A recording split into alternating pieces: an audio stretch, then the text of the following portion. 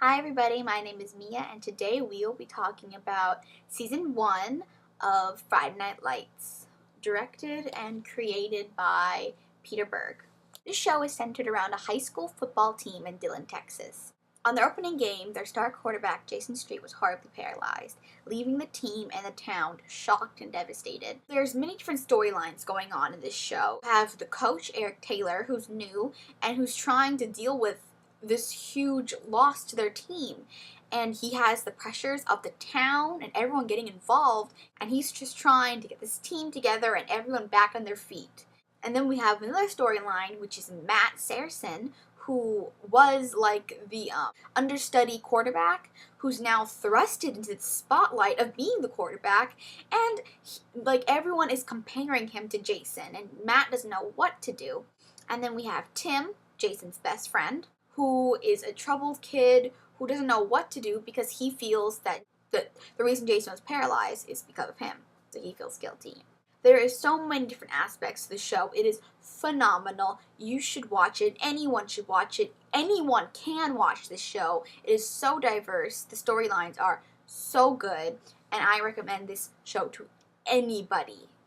You really should watch it. It is fantastic. And you don't have to be a football fan to like it. I had no idea about how much pressure, I had no idea how much a town cares about their football team. I really didn't know until I watched this show. And it is really amazing, and it's so interesting to watch and see the whole dynamic of these characters come together and deal with all these problems that irregular schools and football teams deal with all the time. So that is the end of our non-spoiler section. So let's just dive right into this show, shall we? Let's dive right into here. So we are opening with the injury of Jason Street. At first, I was like, what's going on? What's happening? Why is he injured? I was flipping out. And we see this whole town completely devastated. They are so upset by this injury of Jason Street. Everyone is just crushed.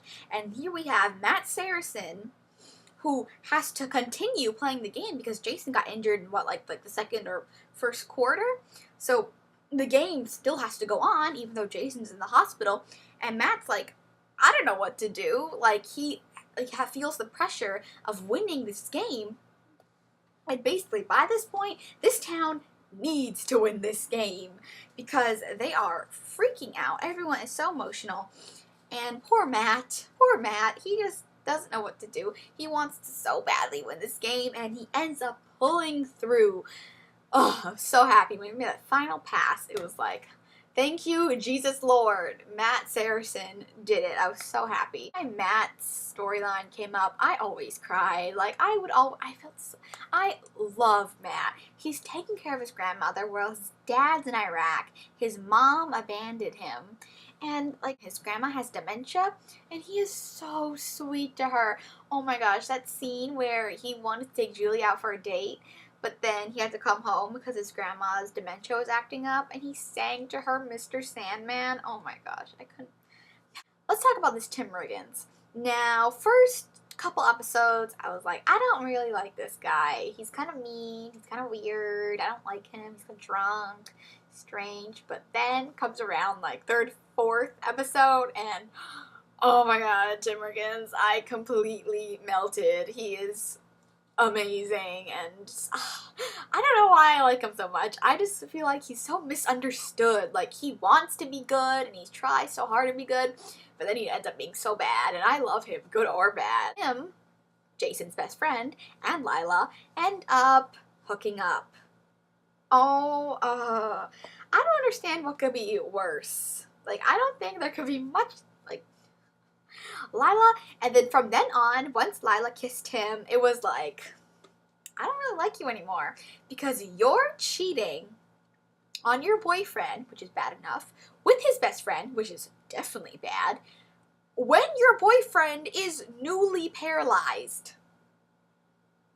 Yeah, I don't think it could get much worse than that. Okay, so now we are at States. We have gotten there. This whole journey has been worthwhile. We are at States. Woohoo! But we are faced with this horrible news that Coach Taylor is going to work at TMU. He's quitting the Dillon Panthers to go to TMU. And he wasn't going to tell the rest of the team, but of course, it has to come out before the game of state. So my Coach Taylor is trying to deal with the aftermath of that, and that is very interesting because everyone is like against him. But they all have to put that aside to do this game. Anyway, they end up winning. Not much of a surprise. But then I'm thinking, he's not going to take the job. He's not going to take this TMU job. He can't. Not after all we've been through. He cannot take this job. And plus, he just found out his wife is pregnant. He shouldn't take the job. Anyway, he takes the bloody job. I don't know where this next, what's happening next for Dillon Panthers, what this means.